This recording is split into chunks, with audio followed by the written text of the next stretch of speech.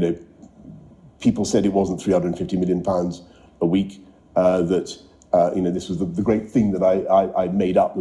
Actually, this year it would have been considerably more than £350 million a week. So the statistic was wrong, but it turned out, but it was an underestimate.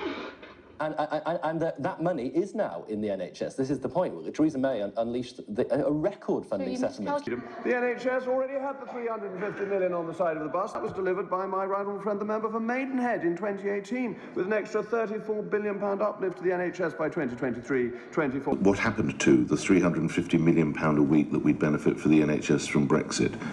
Is that money factored in as well, Secretary of State? That the extra funding that was promised to the NHS before the pandemic hit, to remind your listeners, that was an additional £34 billion a year by 2024. That's all there. What we're talking about today is an additional £39 billion over the next 3 years. The £34 billion of NHS funding originally announced by Theresa May has nothing to do with Brexit. And in real terms, it's just £20.5 billion as it's over 5 years. That's less than £5 billion a year.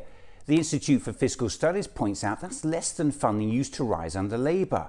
The promised £350 million a week is over £18 billion a year.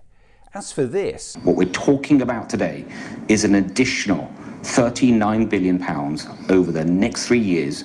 That money is being raised by the government breaking a manifesto pledge not to raise taxes by hiking taxes for workers to their highest level in 70 years. Read my lips, we will not be raising taxes.